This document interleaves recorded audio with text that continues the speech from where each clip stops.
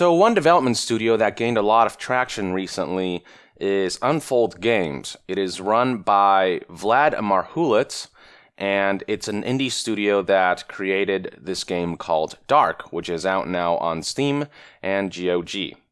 This individual gained a lot of traction when he took to Reddit to discuss his response to when Epic reached out to him about the possibility of Epic exclusivity. He basically said that he turned down an exclusivity deal when Epic offered it, in large part because by then he had already announced that the game would be out on Steam.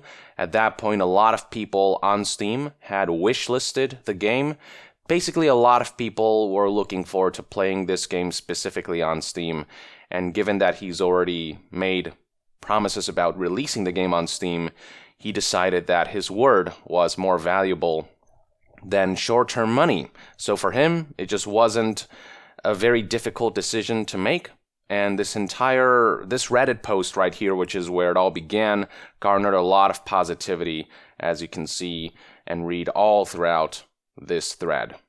And this wasn't some PR marketing move, it was more him trying to respond to people who were concerned that DARQ may go Epic exclusive, because at that time the whole Ooblets debacle had happened, so he was just answering a question, and then this response happened to go viral, after which Vlad decided to take to outlet Medium to release the following article in which he further elaborated on his decision. So basically, he released a trailer announcing a Steam release date on July 27th. A few days later, on July 30th, he was contacted by Epic to talk about an exclusivity deal. The DARQ developer said, "No, I already made an announcement on Steam, but I'd love to sell my game on your store anyway, non-exclusively." Epic said no. And he also called out Tim Sweeney for kind of this hypocritical statement about how he's looking forward to a multi-store future when the only games he's accepting non-exclusively are AAA titles like Cyberpunk 2077, which is being allowed to be sold on Steam, GOG, as well as Epic, whereas this developer right here, the developer of DARQ, when he asked about selling his game non-exclusively, Epic turned him down. They said, nope, it's either exclusivity or nothing. Which is why he said stuff like, "I wish the Epic Store would allow indie games to be sold there non-exclusively as they do with bigger, still unreleased games, Cyberpunk 2077, so players can enjoy what they want, a choice." And he also said, "I wish there wasn't a double standard and indie developers were given an equal opportunity to sell their games across multiple storefronts so the players can enjoy what they seem to want the most, a choice." And so this put a lot of what Tim said in the past into question. You know, he's talked about how he just wants stores to be nice places to buy stuff. Well, DARQ was reaching out to you to use your store as just a nice place to buy the game, even if not exclusively. You turned him down. Tim talked about how developer livelihoods are at stake. Well, the DARQ developer actually could benefit from selling his game non-exclusively on the Epic Games Store versus CD Projekt Red, which is already such a big company, and Cyberpunk 2077 is already such a big game that, you know, even if CD Projekt Red doesn't release Cyberpunk on Epic, they'll be just fine, whereas the DARQ developer, maybe they're missing out on a big audience base by having their game rejected for a non-exclusive release on Epic. So it's just very hypocritical what's been going on here. On the plus side, though, this entire ordeal has garnered DARQ quite a bit of attention. In fact, if you go to the review section, you will see that a lot of people bought this game just to compliment the way the developer decided to kind of handle this entire issue. Now, in return, the developer has decided to be rather gracious. So after all of this played out, and after the uptick in sales and limelight for this game, the developer published the following news article on DARQ's official Steam page. And the headline reads, "Thank you for your support and surprise announcement." The post continued, "Thank you. The amount of support DARQ has received from the community has been incredible. I didn't expect my blog post, Why I Turned Down Exclusivity Deal from the Epic Store, to result in so much goodwill and support. Please know that I don't take any of it for granted, and I'm truly grateful. Unfold Games will always be on the side of its consumers." Nice. That's a good stance to have. Upcoming patch. We have been working on a patch that will add support for more controllers and fix a few bugs.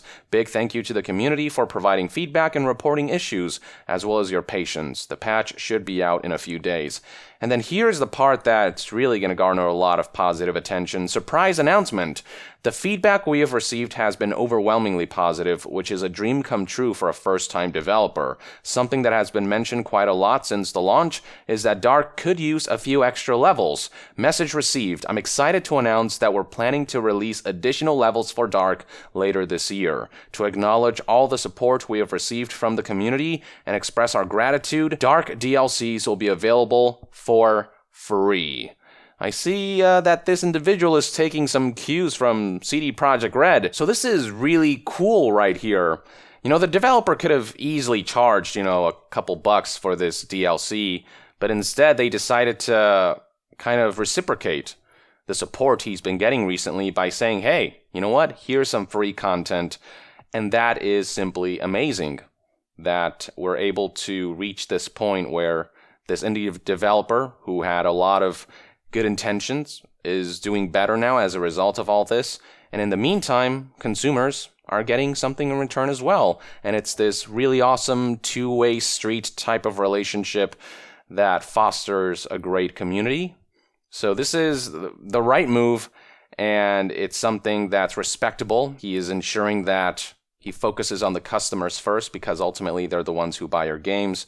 They're the ones who will make up your community. And he's trying to foster that first and foremost, and thinking long-term, which is fantastic. And indeed, one of the criticisms of this game is that it's too short.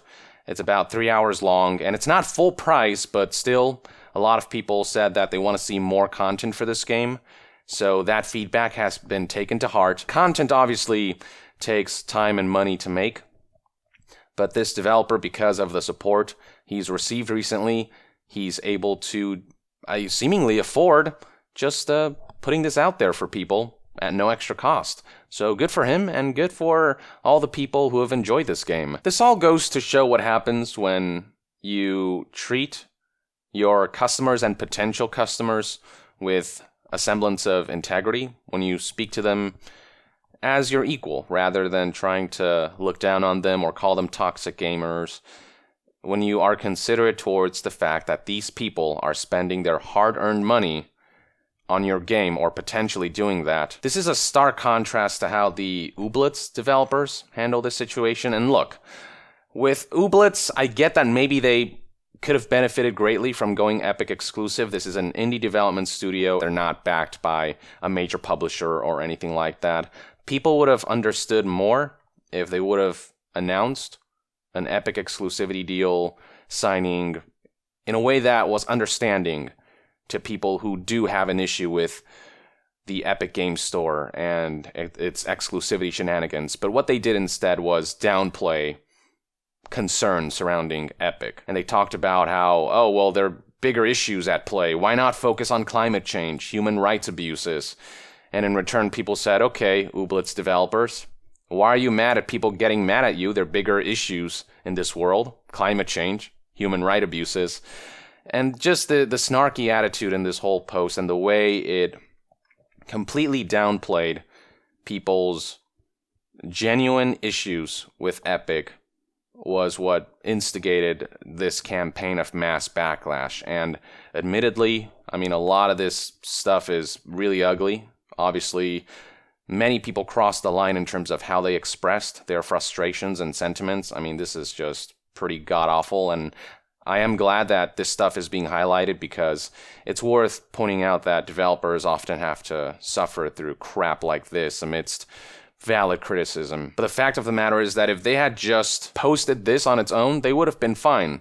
They do provide a pretty good explanation as to why they signed the deal and what benefits there will be on the consumer end of things in terms of the money and how that's used to bolster Ooblets as a game and just make a better game. And that's cool, but it's just everything else, all this other crap. The way they brushed aside people with legitimate concerns ultimately paved the way to the kind of reaction that they got. They kind of kicked the hornet's nest. And it's just such a complete opposite reaction to what we're seeing with the DARQ developer's gracious stance towards all of this, having so much respect for his community and future potential people who might become a part of his community.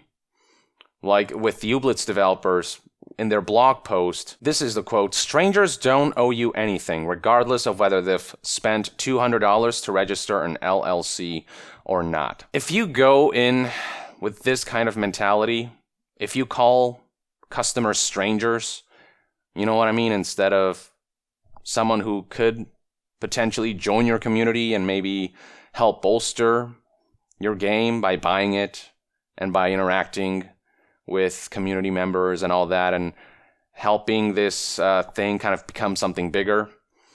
If you treat people who could potentially help in that endeavor down the line as strangers, if that's what you call them, if that's the attitude you go in with, don't expect much of a relationship to form between yourself and potentially new fans. To me, this gives off the vibe that they're doing the bare minimum in order to appease consumers, whereas the DARQ developer is going out of his way to really kind of try to build on positivity and trying to appeal to people through consumer-friendly actions, through invitation, by saying, hey, if you come to me, know that I will, first and foremost, value you.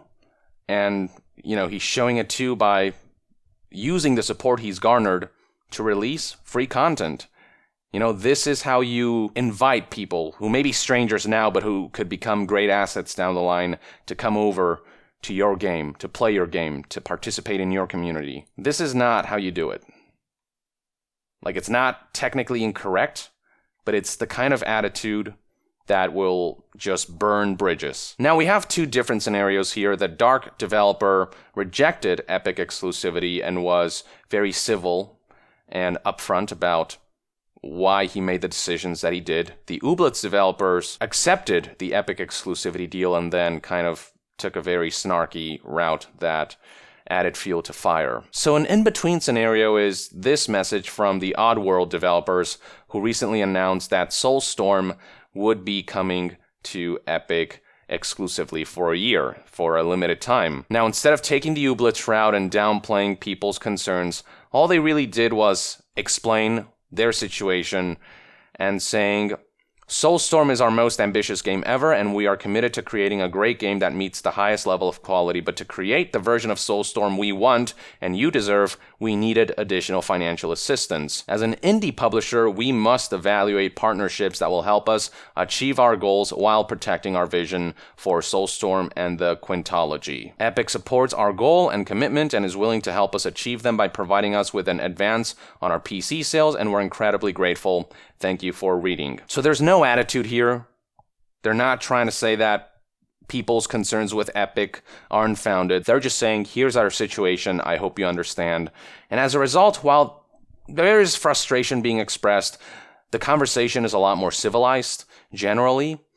And there's still people who are expressing their sentiments toxically, but others are being civil about expressing their frustrations, and others are saying, ultimately, I understand. I hope this pans out, but I'm going to wait until it releases on Steam, stuff like that. So this is what happens when you accept Epic exclusivity, but explain in sort of simple terms, without attitude, without sass, what is going on and why you have to do what you got to do, why you have to sign that Epic exclusivity deal, and what benefits that'll allow for both the game and the people buying the game. So I guess what I'm trying to say with all this is there's a way to approach Epic exclusivity in a way that people will be more understanding. Obviously, if you reject Epic exclusivity, a lot of people will be happy about that. And you can flip through pages upon pages of people expressing their love, both from the way the developers adhering to their word, to how civil they're being about all this, to the fact that people are getting free content, that they're being appreciated for their support. And this is what I call a win-win scenario, in which, yes, DARQ's developer took a risk by rejecting that Epic exclusivity deal, but I think the long-term fruits are going to be much greater, much more fulfilling. And I think in the long term, the consumer goodwill is going to end up being more valuable than the short-term money you would have gotten from Epic. Anyway, I've said all there is to say about the matter. I'd love to hear what your take is about the whole DARQ saga, from this Reddit post to this Medium post to this Steam update involving free content for users and an expression of appreciation for support in the comments below. With that, I would like to end this news update and discussion video. Thank you for tuning in. To be further updated on all things gaming news, reviews, and discussions, stay tuned right here on Young Yeah. Stay tuned right here on Young Yeah. I'll see you guys next time. Young out.